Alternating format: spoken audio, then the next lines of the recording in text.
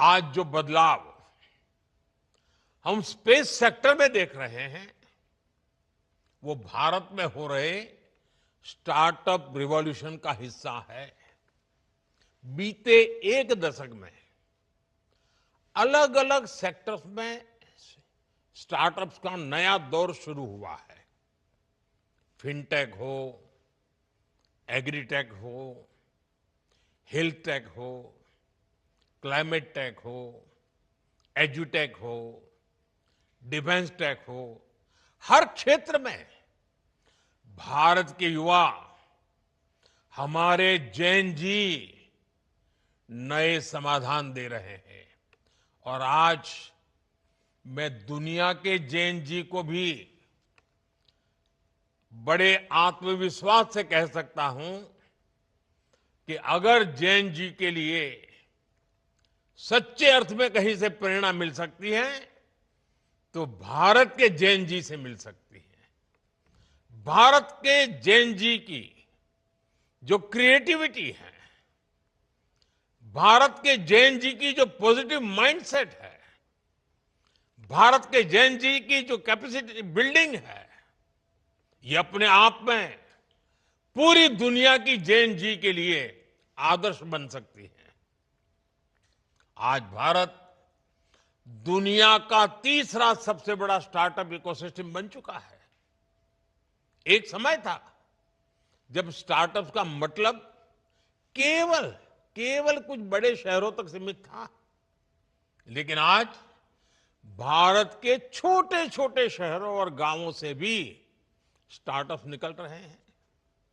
आज देश में 1.5 लाख से अधिक रजिस्टर्ड स्टार्टअप्स है।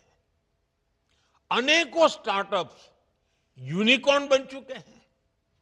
साथियों, आज भारत केवल एप्स और सर्विसेज तक सीमित नहीं है। हम अब डीप टेक, मैन्युफैक्चरिंग और हार्डवेयर इनोवेशन की ओर तेजी से आगे बढ़ रहे हैं। Thanks to Jain ji. आप सेमीकंडक्टर सेक्टर का ही उदाहरण लीजिए। सरकार ने जो ऐतिहासिक कदम उठाए हैं वो भारत के टेक फ्यूचर की नींव को मजबूती दे रहे हैं। आज देश में semiconductor fabrication units, chip manufacturing और डिजाइन हब्स बहुत तेजी से विकसित हो रहे हैं। चिप से लेकर सिस्टम तक भारत अब एक मजबूत इलेक्ट्रॉनिक वैल्यू चेन तैयार कर रहा है। ये आत्मनिर्भरता के संकल्प का हिस्सा तो है ही। इससे भारत ग्लोबल सप्लाई चेन का एक मजबूत और भरोसेमंद पिलर भी बनेगा। साथियों, रिफॉर्म्स का हमारा दायरा भी लगातार बढ़ रहा है। जैसे हमने स्पेस इनोवेशन को प्राइवेट सेक्टर के लिए ओपन किया, वैसे ही हम एक बहुत महत्वपूर्ण सेक्टर में भी कदम उठाने जा रहे हैं। हम न्यूक्लियर सेक्टर को भी ओपन करने की तरफ आगे बढ़ रहे हैं। इस सेक्टर में भी हम प्राइवेट सेक्टर की सशक्त भूमिका की नींव रखने जा रहे हैं। इससे small modular reactor, advance reactors और न्यूक्लियर इनोवेशन में अवसर बनेंगे। यह रिफॉर्म हमारी एनर्जी सिक्योरिटी और टेक्नोलॉजिकल लीडरशिप को नई शक्ति देगा। साथियों, आने वाला भविष्य कैसा होगा, ये बहुत कुछ आज हो रही रिसर्च पर भी निर्भर करता है।